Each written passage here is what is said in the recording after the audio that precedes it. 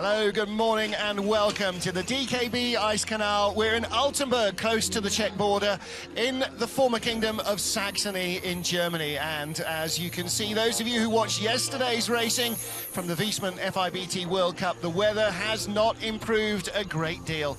It is wet and miserable this morning, but that's not going to stop us having fun with today's two-man race. Good morning, everybody. I'm Martin Haven, and I'm delighted that sitting alongside me once more is Olympic champion Kaylee Humphries.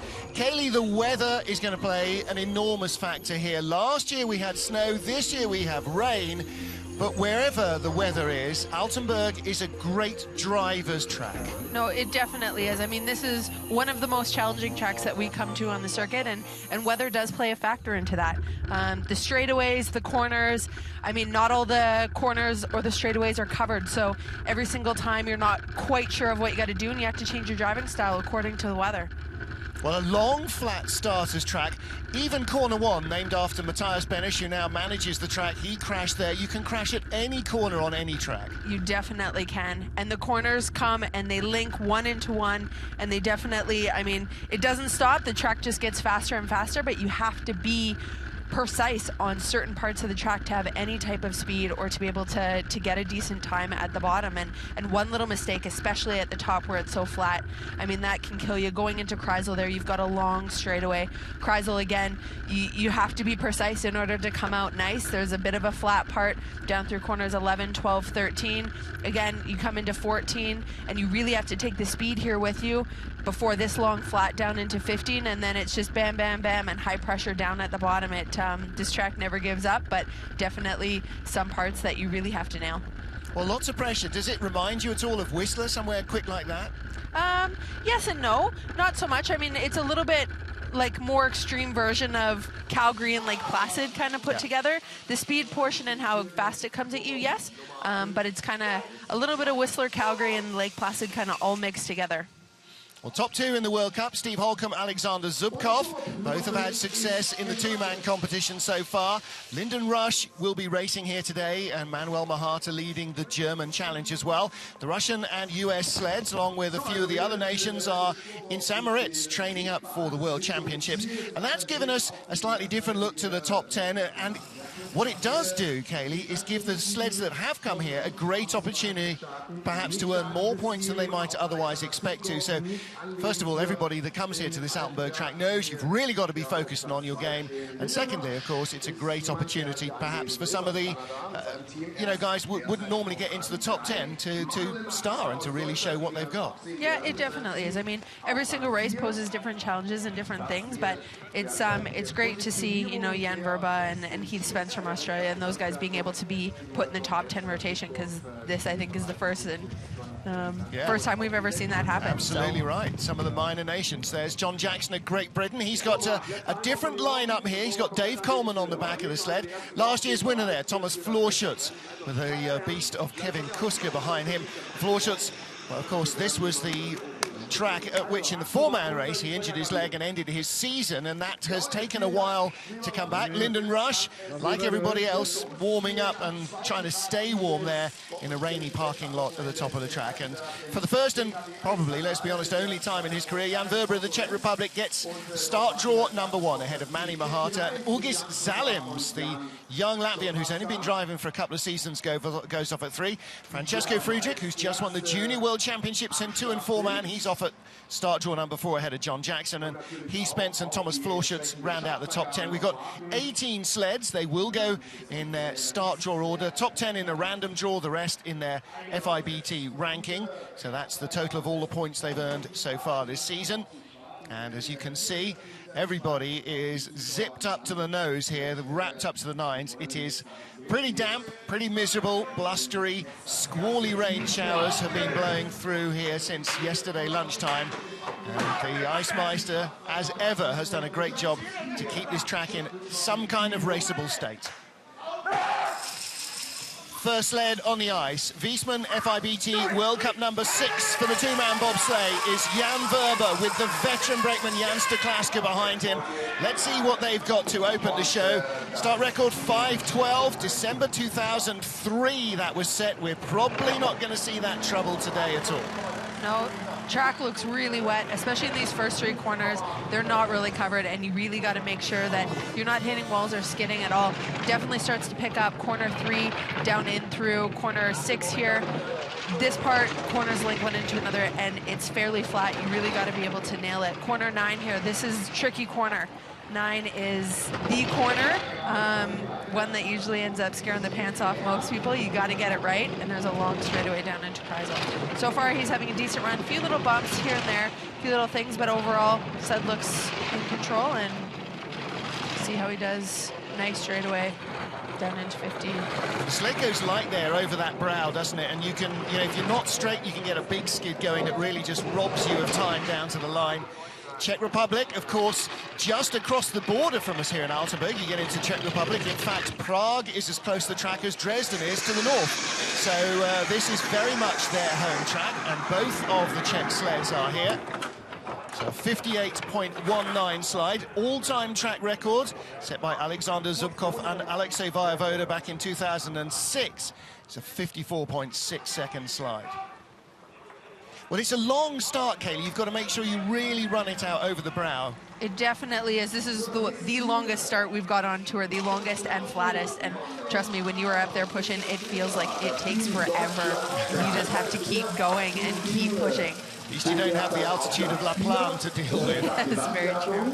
So Jan Stekláska and Jan Verber there, the driver of Czech 1. Next up, Manuel Mahata, and on the back of the 2-man sled with Manny is Christian Poser this morning. Well, Mahata needs to find a little bit of magic. Needs a sprinkling of magic dust again. He seems to have flattened out a little bit in his career path. Next weekend, of course, we go to home for him, which is the Koenigsee track in Bavaria.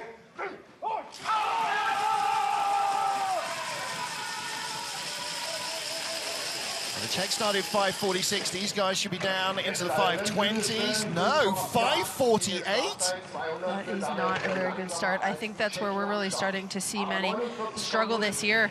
I mean, he doesn't quite have the starts that he's been used to the last couple years, and he's an amazing pilot. He really knows what he's doing, especially on this track. But there's only so much you can bring back from a start. I mean, already 1800s ahead, I think we're going to see, you know, that continue to drop. And on this track, it's possible. This is a driver's track, and there are a lot of areas where if you know this track, you can make up time. So we'll see that, and he should still be in contention by the bottom, but a 5:48 is a bit behind off at the start. A little rattle from 11 to 12. 1:11.1. The Czechs were doing 1:15.7, so I beg your pardon, 1:17.2 at the bottom. That's a little bit better. 72.8 miles an hour. That was a really nice run from Manny. Yeah, 57.32. Again, track record 54.64, but you need beautiful clear skies and ice-cold conditions for that, and we certainly don't have those today. Of course, the artificial refrigeration system, even though the air is well above freezing, that will keep the ice on the track. Well, now, what's happening at the start? How is it they've been outstarted by the Czech Republic? It's hard to say right now. I mean, the start, you're going to go from the really frosty conditions where it's underneath that roof to extremely slick and wet as soon as you come out from that roof, and you're still driving. He definitely had a hit out of Kreisel that's going to kill your speed a little bit, but we didn't see too much of a speed drop or a time difference by the bottom. Well, next up for Latvia is Ugis Zalims in the 2010 Winter Games in Whistler, where Kaylee won her Olympic gold medal. He was a brakeman, and now he is in his second season as a driver. And this is, of course, the way the Latvian program has gone. You know, they get the beasts from the back and stick them on the front, exactly as the Canadians did with you, right? Yeah, I mean, Canadians, Americans, Ben Hefty. I mean, that's the way that the sport is going now, and that's where the start is so critical and important. And Latvia is definitely leading the charge in that way. Latvia is amazing starters. They're extremely strong. I mean, yes, they've got their brakemen coming in the front, but 5:44. I think the start is just, it's just not there today. No, it is very slow. slow. It is, I think, you know, if, yeah, I mean, high 30s is, I'm going to say, is going to be top time. If somebody gets into the 30s, they're going to be doing really well, I think, maybe in these conditions. Nice and smooth run so far. Now, of course, the track is a little... Oh, dear. Yeah, so much for that attitude eye. He hits everything going. 9 is a very challenging corner this year. Some years they can shape the ice with scraping it and spraying it and putting more ice on to make it a little easier. This year it's a bit challenging, like we saw. I mean, to come out of there, to go straight, take that speed, and to not hit ping pong. A big hit and skid all the way down, out of corner 14 down into 15-2. That's definitely, he's got a lot of room for improvement on that run, and that was not very nice. Sanders Bruce's shakes his head in a kind of loving father manner. That's not that he is his loving father, obviously, but looking after this young driver. And, yeah, just about every error that's conceivable to make, that was a run he would have happily left in training. It definitely is. I mean, this track's hard. The corners are going to be super frosty. You can see the ice difference out of corner 9, where it looks frosty and then it goes super slick. And if you are not coming out of there dead straight and with pressure, and you hit and lose that, you're just going to skid everywhere, and it's kind of like hydroplaning. And for a new pilot, somebody that's only been driving a couple years on one of the hardest tracks, I mean, it can be really intimidating. You see the back of the sled really lift up there out of 15. Real sketchy in that part. It doesn't quit right till the end, but, you know, made it down, and he'll definitely be looking to better that for second run. Yep, tidy any of those mistakes up, he'll be well off. Now, Francesco Friedrich, he is the local boy here. He's got the green colours of Saxony on the sled. He comes from Pirna, just down the road. It's about 25 kilometres from the track, and this is his home ice. He's just won the Junior 2 and 4-man World Championships, so that has earned him by right a berth in the World Champs, which means Germany will have 4 sleds and a 5:29 getaway. There we go. That's what I was expecting, maybe from Mahata's crew. That's a proper German start. That is a great start, especially in these conditions. And I mean, he's really set himself up to have a great run here. He's doing 29s. Is Melbardis going to get into the teams for Latvia? We're going to have to see that good-looking run so far. And again, you'd expect that, you know, this is where he took his first ever slide. This is still the track he knows best. Yeah, definitely. You're seeing him ahead of everybody here. I mean, he definitely had the fastest start by 2:10s. He's maintained that lead. Still 2:10s down by the bottom, but so far this run, it's looking really smooth, really clean. Same speeds as Mahata. Mahata's 1:17.2 at the bottom, 1:18.1. He's accelerating away. He will take a lead of over 0.3 of a second, surely, from Manny Mahata. A 57 flat, and that's a great run from Francesco Friedrich. A big start from him and Janis Becker on the back of the sled. And, you know, Mahata's given away, I guess, about maybe 5 or 6 years in terms of age to this guy, but clearly Friedrich is a big name for the future of German bobsledding. No, he definitely is. Young pilot, can start. Obviously, we saw it here. Brakeman and him, I mean, you really see the power in through both of those guys. 5:29, I mean, it's a really great start, and he drove well. He drove very well. A clean run altogether, no major mistakes. Comes out of corner 9 here. Slides a little bit off, a slight little tap there on the right, adjusts it, and he goes straight the rest of the way. It doesn't get too much better than that. Big smile on his face, and why not? Still just 21 years old, and he's got a long future in German bobsledding. Definitely does. Now then, John Jackson of Great Britain, start draw number 5, about where you want to be when some of the frost has been cleared off the track, but not too much rain has got onto it. Dave Coleman on the back handles. There you can see Pete Gunn, the coach. Good morning, Jackie Gunn, if you're watching back home. She is due to give birth, former British brake woman, rather thoughtlessly during the middle of the World Championships, which is a little bit of an awkward timing. But let's see what Jacko has got. Dave Coleman getting his first World Cup start of the season. So nervy times.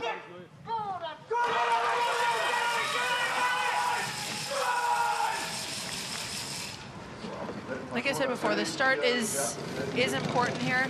5:55. It's a little bit off the pace. He's not going to be super happy or thrilled with that start. It's going to come down to the drive. The drive does make a difference on this track, and you can do a lot. As we saw with Manny Mahata, I mean, you can be behind and you can really bring it back on this track. And so we'll see what John can do here. He's an experienced pilot. He's been on this track plenty of times, and so far having a good run. Jacko's regular crew are back home in the UK, training up for the run into the World Championships in St. Moritz. 1:10.3, Francesco Frugic was 1:10.5 going into the Kreisel, so he's got really good speed on the way out as well.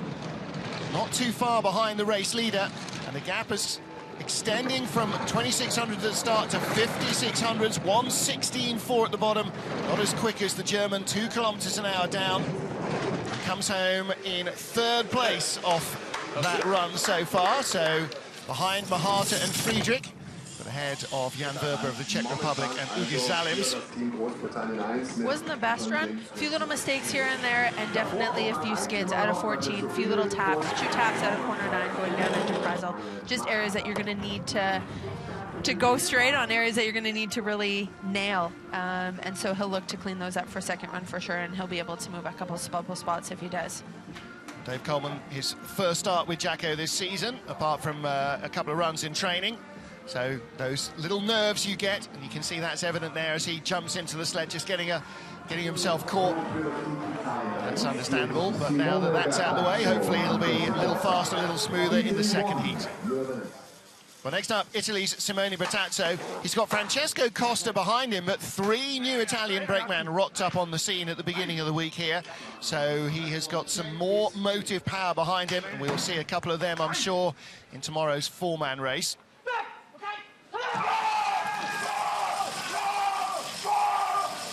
Bertazzo's had a couple of career wins in World Cup in 2-man. 5:43 getaway. That's not a bad start. It's not bad. That's not bad. I mean, it's in and among the rest for the top couple starts, which is, you know, as fast as we've seen Simone this year. Yeah. Again, you know, some of the real start monsters, Holcomb and his crew, and Zubkov and his crew aren't here, but you can only race against who shows up, can't you? Yeah, you only can. He's having a nice run so far. I mean, Simone really knows how to drive sleds, and he knows this track, and you're really seeing it. Looks smooth, looks nice. I mean, yes, it got great speed. Only 109 into the Kreisel, just over 1:10 coming out, so 68 miles an hour. 1:16.8 at the bottom, just a whisker quicker than Team GB, who just came down, but he's in 4th spot at the moment. Just ties the British team at the line. this track sometimes is really difficult to say, because although the runs look clean and smooth, the speed and the time just isn't there, and some of the runs can look a little bit out of control, and the speed and time is there. So it's yeah, sometimes it's a little confusing. Well, the other thing I'm thinking, Kelly, is, you know, we had a couple of conversations up at the track this morning about runners. What about runners? You know, actually what you want is water skis, but does the rain really change what you think? Yeah, it definitely does. It's difficult here. I mean, in the rain, the ice is going to be a little bit softer. That's just weather stuff that you can't control. I mean, you're going to use different runners in frost. You're going to want a thinner radius runner, but in the rain... You want a thin runner in the frost, you want a fat runner when it's wet. When it's wet and warm and rainy. So you kind of got to do a combo of both and see what happens. And, you know, some teams are going to have those opportunities with lots of different runner choices, and some aren't. Sometimes if the choice is taken away from you, you just have to get on with it. Maybe that's the best way. Doesn't cloud your thinking. Lyndon Rush of Canada next up. Lascelles Brown on the back handles of the sled. Again, if we saw Francesco Frugic getting into the 5:29s, then King is not going to be happy to be outside a 30, is he? No, he definitely is not. Oh, an unfortunate load. It's a 36, but got a bit of a tail slide going on there as Lascelles loaded into the sled. Yeah, he ran it real deep, loaded right at the grooves, and unfortunately that caused that back into the sled. Luckily, Lyndon had the D-ring, so it prevented a hit on the wall, but definitely any velocity that they had at the push is gone. At that point. 1500s behind Francesco Frugic at the moment. That would still see them in second place if he can tidy up the straightaway. Couple hits and definitely some skids. That ping pong action going down the straightaway is it's not ideal, and it's really hard. The track flattens out after Kreisel, and that straightaway down into 9 you got to be able to take with you. Still a fraction behind Francesco Frugic, still in second place. He's got good speed, got good times. He's made a few mistakes, and that's really where he's lost it so far. I mean, to only be 3/10 behind with those couple mistakes, decent, and so that's definitely given him room to move forward for a second run, and he's definitely going to want to clean up out of exit of 9. They're definitely going to want to, you know, load a slight bit earlier in the start, and out of corner 14 into 15, he'll want to not have that skid. Well, because of the weather, we saw, well, let's take a look at the start again. Now, normally, Lascelles Brown is a very smooth loader, but the sled was rocking even before he got in, and then just kicked out sideways. He did. He chucked himself into that sled. It's usually something that Lascelles has more over other people, is that really aggressive load. Unfortunately, on this track, because it is so flat, you're trying to run it out as far as you can to give yourself the most benefit, and it cost him a little bit by loading aggressively right at or where the grooves end. Francesco Friedrich, our race leader, by 3/10 from Lyndon Rush, who's a whisker ahead of Manny Mahata. And then there's a tie for 4th, Great Britain and Italy. Next up is Oskars Melbardis, Latvia 1, with Dāmans Triskins behind him, 2 former brakemen. Melbardis now team leader for Latvia's bobsled drivers, with Dāmans right behind him. And our network coordinator, John Morgan, confidently predicts a 5.20 start for the Latvian. Let's see if he's on the money, as he so often is. Well, our fast start so far from Francesco Friedrich, 5:29. Triskins right in the back of the sled there. Very unique way of pushing it off the blocks. Definitely is. He's a strong, powerful guy, though, and he gets himself right into the sled. The sled is as far back closest to the block as possible. You only have those 50 meters, and you want to use every little bit that you can. 49.4, very good momentum. Nobody quicker through the first speed trap. So he really got away strongly, not just fast, but with lots of power. 900ths of a second behind Francesco Friedrich now, and this is where the difference will come. He doesn't have Friedrich's experience of this ice, but a great exit from 9, rattles the wall. Almost had it, came out of 9, the best we've seen anybody come out of 9 today. That was really nice, and just, I mean, that's that little bit of hydroplaning, especially on the straightaway where it isn't covered and all that rain comes. You can have a good exit, and... Wow, you can see the runner tips flashing away there as he tries to straighten up the slide, and just about every mistake that can be made is being made here. 6th position, 57.98, that leaves him almost a second off the lead. Well, again, you know, it's lack of driving experience. Again, 2010, he was a brakeman, not a driver. So, you know, he's had 2 years on this track, you know, 20 trips tops. Yeah, you can tell he's not very happy with it. He definitely made, you know, quite a few driving errors, but this track is very intimidating, and this track definitely, you know, will eat you alive if you are not 100% confident, don't know what you can do. Corner 3 comes out of there, hits the right wall. Corner 3 is a key spot for speed. As you can see here out of 15, you can see him trying to change those runner tips, really trying to move those runners and straighten himself out. But the skids are really what gets you, especially in the water and the rain with the puddles. You see it here, don't you? See the spray coming up. You really do. So it's, yeah, it's a hard track to really nail. Next up, for Chris Spring is Heath Spence with Stig on the back, Lucas Mata, and Lucas on the back handles with an Aussie tattoo on his legs. It is only a temporary one. Apparently his girlfriend, his sister said he's not allowed a permanent one. It's just too daddy. It's a great opportunity for the Aussies. You know, they've been here since Christmas. They've got friends and family with them. But starting in the top 10, a really good opportunity to shine here in Altenberg. Yeah, and a 5:58 for them. I mean, that's a decent start. We'll see how he can drive. He's been here quite a few times, but generally still, you know, a very inexperienced pilot. 48.4 in the first split, and he is 0.5 behind. Don't forget, we've just seen Oskars Melbardis, the fastest starter in the business, come down nearly a second off the lead. 109 kilometers an hour. He had better speed into the Kreisel than the Latvians. A couple more taps on the way out, still better speed. I tell you what, there's not much wrong with the way that this sled is cutting through the air. No, it's not. He's actually doing an extremely good job. I mean, a few little taps and a few little skids here, but generally, you know, it's a decent run. A few little things to clean up, but overall, that was a pretty decent run we've seen from these ones. Yep, and he is in front of Uge Salems in 8th place. And you saw there the new coach for the Aussies. From a Dutch slider has been around a number of different teams and started with the Australians after Christmas.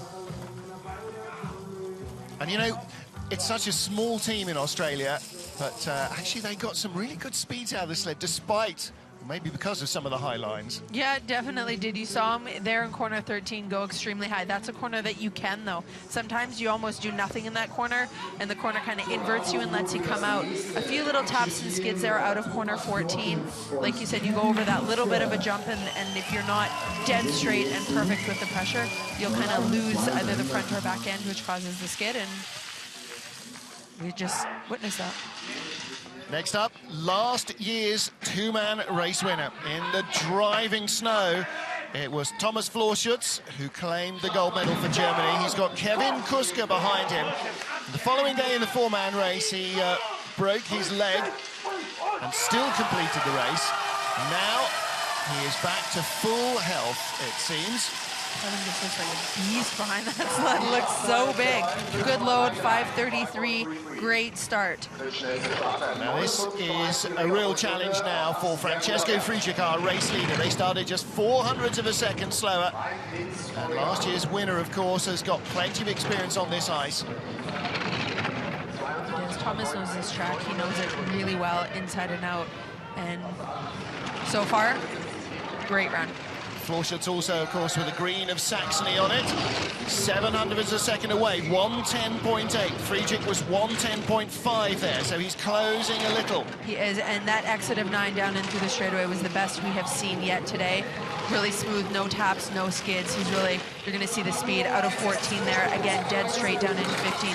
He's got the fastest speed, and there's a reason for it. He is driving this track like he stole something. It's really, really awesome. 56.96, great run. Love all from Christoph Langen. Germany go 1-2. Lyndon Rush, the only man at the moment, stopping at 1-2-3 for the German sleds. And two Saxon drivers, first and second on their home track. So they will both be very pleased with that. And if Florschutz is to go on and take the gold medal ahead of Friedrich, then the young German will be pretty happy to do as much as he can. Look at the power of Kuska, but even so, hauling the sled out of the grooves there is not the most efficient way of getting it to start. No, it's not, but that start looks extremely sticky. It looks real frosty and really hard to get out, and you really just have to use every little bit of strength that you have to do it. Coming into corner 16 there, a smooth line. I mean, Florschutz just had smooth lines everywhere, and look at the speed. Top speed. Top 3 sleds, all FES-built German sleds. And there, it's perhaps not the sled in this weather. It's got to come from between the driver's ears. So first 10 of our sleds are down, and we have the remaining 8 to go. If they all complete their runs successfully, they will all go through to the second heat. Next up then, Jürgen Loacker, with Matti Juhart behind him.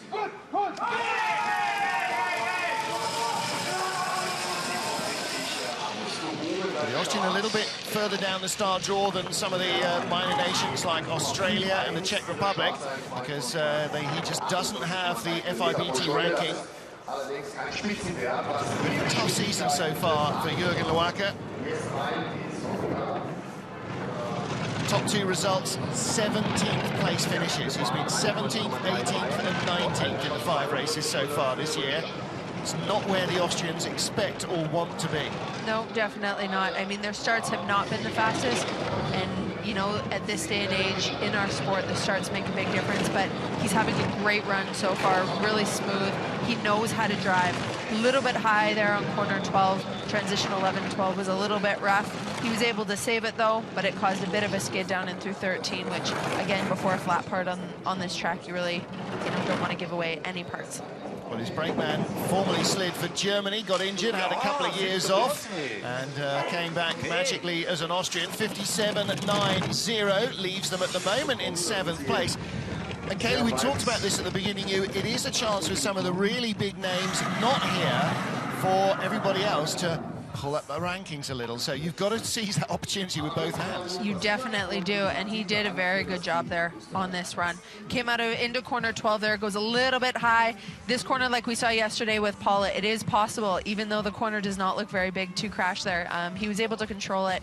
kind of do the best that he can in through 13, but that transition, he's just got a really big cross from 11 into 12, and he needs to just make sure that he prevents that sled from going any higher. As you can see with the coaching staff, it's real close. That one we see on numerous people. I've done it.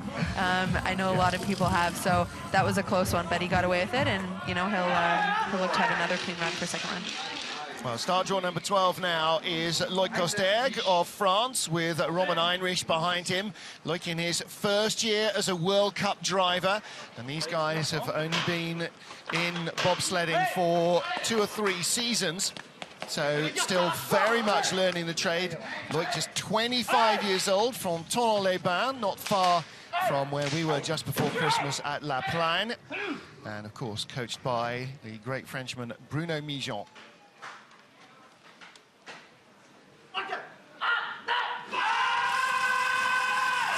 Not too often you hear that at the top, the crew counting away in French. So used to hearing it in German or in English, but yeah, French, 1, 2, 3, 5:50 getaway. And again, you know, at the moment, they are looking for a place in the top 10, definitely on a start the same as Jürgen Loacker. See what this young Frenchman can produce. Yeah, they definitely are. Bit of a rough transition in through 4 or 5, and you know, he's not the same pilot as Jürgen Loacker, so I think it'll definitely be, you know, a challenge to get into the top 10. We do have some really good names there, although we are missing some of the other top ones, so the opportunity is always there. But yeah, see what he can do. 109 in, 110 out of the Kreisel. Again, he's on target for a top 10 finish, and actually this is looking relatively smooth. Why did I say that, as he gets sideways over the brow? Right as you say it, this track never ends, and right as you think, you know, it's been a decent run, it'll throw some you know, wrenches into you. But overall, that was a good run. You know, 14 to 15 was probably his roughest transition with that skid into that straightaway, but everything else looked pretty good to me. He comes down in 7th place in the first heat, ahead of Jürgen Loacker and Oskars Melbardis. So there's the 2 good scalps to be poached right in front of. A little bit of tape come off something there as he gets out the sled. In through 13, comes into 14 nice. A bit of a high line causes him to drop out of the corner a little bit early, and he just goes and taps that right wall right at the beginning of the straightaway. Not an even tap causes him to have that skid all the way around the corner. Great follow-away shot there. 116 kilometers an hour, 81 miles an hour down at the bottom of the track. Well, the umbrella's going down. Looking out the window, it still looks like it's drizzling a little, but again, conditions may well start to change on the track now. David Kupczyk and Marcin Navarra, Poland 1 and Poland 2 sleds are both here. And again, for them, great opportunity to rack up some points. With 3 US sleds and 3 Russian sleds missing, that leaves 6 more spots for everybody else to fill. It's a weird race. I don't think we've ever had these top nations not competing during a World Cup event, but understandably they are all in St. Moritz preparing for Worlds there.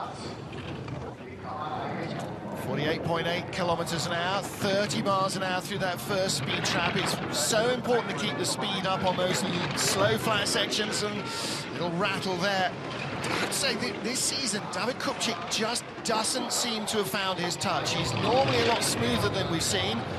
108 into the Kreisel. Won't be much more than 108 coming out of it either.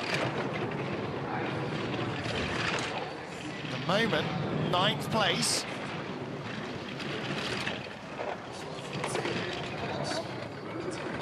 Not the smoothest run, not the smoothest one we've seen from David, but in general, a few little things here and there. At the top of the track, he definitely, sled was just kind of bouncing around a little bit, and you need to be able to have good speed and good time at the bottom. You need to be able to have that top section better, and wasn't the best in straightaways. Hit a couple times, had a bit of a skid, and that's where, you know, currently sitting in 10th position. With that type of run, it's understandable. But now if the rain is actually going to stop, then the second run could be very different indeed. These guys getting away from the start, 5:47. That's not a bad getaway in the company in which they find themselves. comes out of corner 4 into corner 5 a little bit too aggressively, and you just see him hit the wall going into 5. These corners link one after another, 4, 5, 6, 7, 8. So what that does is pushes them away from corner 6, causes them to go high, come out, and hit before 7. You really got to make sure you link all those corners one into the other, and that's where you had the bit of a rough start at the beginning. Next up for Slovakia, Milan Janešek and Vladimir Simic on the back handles of the two-man sled. Let's see what these guys can produce. If they can break into the top 10, then that would be a fantastic result for Milan. Again, no pressure on them other than what is brought by the track itself, because there are not more than 20 sleds here, so he knows that he's sealed in for a second heat if he can get it down in one piece. Nice start so far. Corner 1, corner 2. No big issues. Corner 3 into 4. Nice smooth entrance down into 5. Nice down into 6. You're really seeing his driving skill come out here. So far, looks like a smooth run. He's avoided some of the slides until he gets onto the straightaways. He can get onto the Kreisel okay. Keeps a nice flat line around, looking for that little red rag, hanging at the exit to pull it back down. He does. The corners look nice. He's not quite hitting all the straightaways out of corner 9. Definitely had a few taps and a few skids, and that'll kill your speed down from the bottom. Out of Kreisel, again, a few taps going into corner 11. Another different looking sled for Milan. I wonder if that's all part of the equation as well, because Katie, you know, as a driver, you know when you get into a rental car and, you know, the windshield wipers and the turn signals, everything's in a different place. It takes you a little while to get used to it. There's got to be much more of a step change when you get into a different bobsled, because the steering, the way the steering works, will be completely different to what you're used to. So. Yeah, it definitely is. I mean, every single sled has slightly different steering, and the feeling is different. And so, I mean, he's had 6 runs, if not less, to really sort it out, which is not very many. And so, even on race day, you're still trying to figure out and adjust how much is just quite enough, how much is too much or not enough. And so he's done an amazing job, considering it's a new sled and he's still trying to figure it out. But generally, it's all those little taps and hits on the way down, in and out of corners, that just kills your time and speed. Well, in a sport that's all about feel, if you change the feel of the bobsled, you change everything. You know, nothing remains the same. No, you know where the pressures are and what you got to do. That's about it. Next up, Patrice Sauvel and Elie Lefort for Monaco. And with Monaco's other young pilot having produced, or having disappeared to go off to the Junior Worlds, Patrice is back on the World Cup. Rudy Rinaldi, a 20-year-old who made his World Cup debut in Winterberg. 5:57 getaway, that's not a bad start for Monaco. No, that's in there, I mean, on the higher ends, but still within the realm of everybody else, and Patrice knows how to drive. He is a very good pilot, so I think we're definitely going to see that time continue to drop all the way down the track. He knows his track. He's been on the circuit for a long time. He's an experienced pilot. One little tap out of corner 9, nothing major. Good speed there, 109.7 onto the Kreisel. Is he in the 110s? 109.1 on the exit, so 67.8 miles an hour. At the moment, he's come down from 13th at the start into 11th place on the splits and is picking up time. 115 kilometers an hour is 71 miles an hour, 11th place finish. There's Bruno Mijon on the right, who's coaching the Monegasques as well. From Monaco, 1 and 11th place. So 11th place for Patrice Sauvel, behind David Kupchik by 0.08 of a second. Again, these guys have got to be looking to try and get a top 10 finish out of this.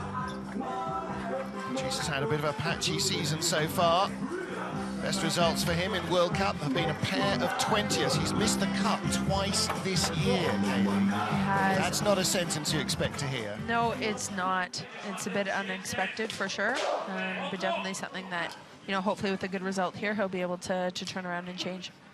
Matthias Lutti of Poland, and you can see how wet it is outside the start area. The sled's still covered in rain. All the two-man crews, the same dimensions for the men as for the women. The maximum weight for the women is slightly less because the crew normally weighs less, but Kaylee, you end up pushing a couple of 100 kilos of sled the same as the guys do. You just got a little bit less muscle power to fire it off. Yeah, you definitely do. And I mean, the size, especially inside the sled, is a little bit different when your shoulders and all your other body parts aren't quite the same size. So you just make adjustments. Yeah. Yeah, we don't have 6'6", 220-pound linebackers in the women's game. Not just yet, anyway. I'm sure eventually it'll come. Okay, 5.50, and that's a pretty respectable getaway for Poland too, as well. That's the 10th fastest start. Yeah, very good start. Let's see what young Matthias Luthi can produce on this run. Still just 22. No, he's not. 23 years old. January 1st he was. Very young pilot. A couple of kids who are just out of high school. 21-year-old Francesco Frugiglai second. This kid now just turned 23. Loic Costeg of France just 20. 7.3 on the exit, so not carrying too much speed. 10th fastest start. He's down to 15th place at the moment.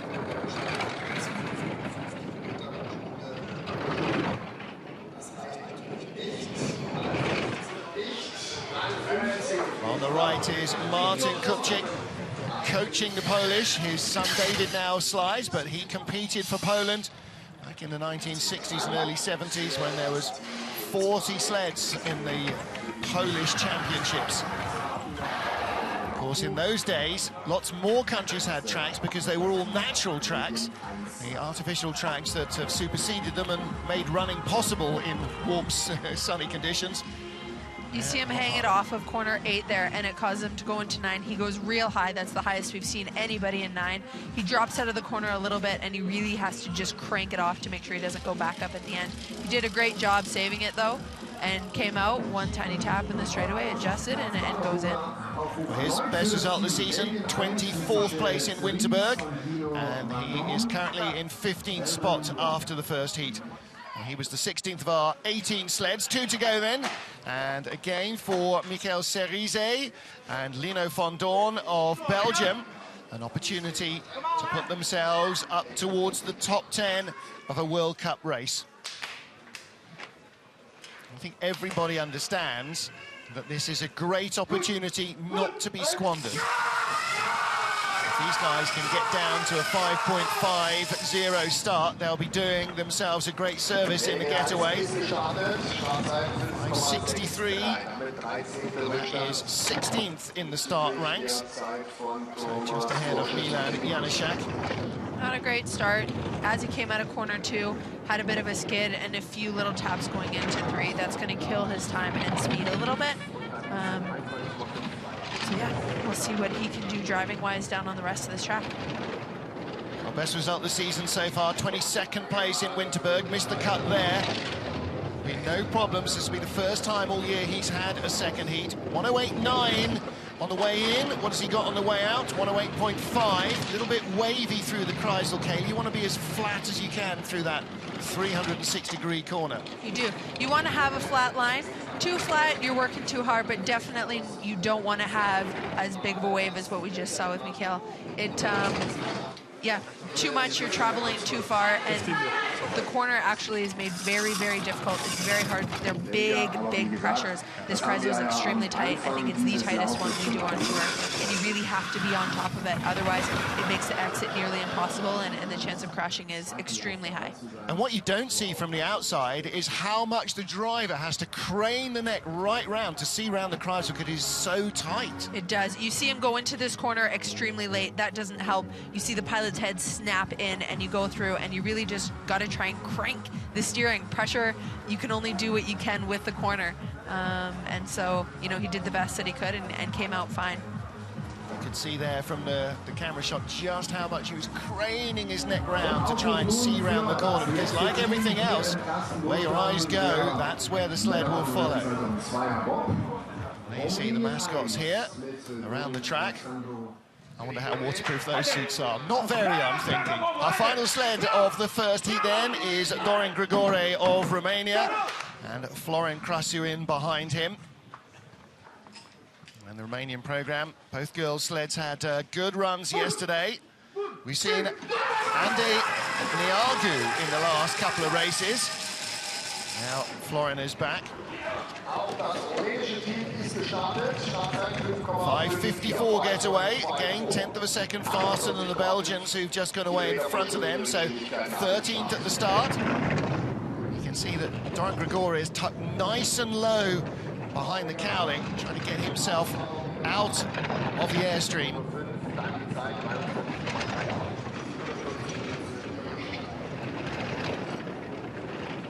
Rattling from the sled. The taps on the wall. And Kaylee, with the rain pretty much having stopped now, maybe the track is starting to frost a little, and that will make it slower and a bit stickier for the runners to try and go over. It definitely will. It makes it easier for the pilots to drive. You've got more control. It's like using snow tires in snowy conditions, but it definitely slows it down and is not nearly as fast. So bit of an offset, and then to going from extremely frosty conditions in the corners to the extremely wet and slick conditions on the straightaways, it makes for a very challenging drive. 58.38 slide, 15th place for Doran Grigore. It's good news for him, as we said. Best result so far of the season has been a finish in 22nd spot. So he will take a lot from that. Comes out of corner 14 there, and again drops out a little bit early. Oh no, that's Kreisel. Maybe I should know my corners a little bit better. Well, you know them looking through them, not from the outside. I know, different views. You know, if you get that view of Kreisel, sure something's gone very wrong. So let's take a look then at our race leader, Thomas Florschutz and Kevin Kuska. Didn't have the best, didn't have the worst of conditions. They came down in the rain, but they did avoid the frost, and he leads by 0.04 of a second. We've got a real tight battle for the lead between Florschutz and Friedrich, two Saxon drivers, two drivers from Germany on their home ice here at the DKB Ice Canal. Look how tight that battle is for gold, and behind for the podium as well. Lyndon Rush, 200s behind him is Manny Mahata. A tie for 5th place, Jackson and Batazzo, and behind them a lot of potential for change, especially if the weather continues to change. It just started raining again as I look out the window, so that little break in the weather has gone. Who knows what it's going to be doing in half an hour from now when they get back on the ice. One thing's for certain, I don't think we're going to be seeing anybody in shirt sleeve conditions this morning. Well, that's it then for the first of our two heats. It is Wiesmann FIBT World Cup number 6 for the 2-man bobsleigh here in Altenberg, Germany. Join Kaylee Humphries and me, Martin Haven, for the second heat. And don't forget, you can catch all the action live and all the stats and the information you need to know on FIBT.com.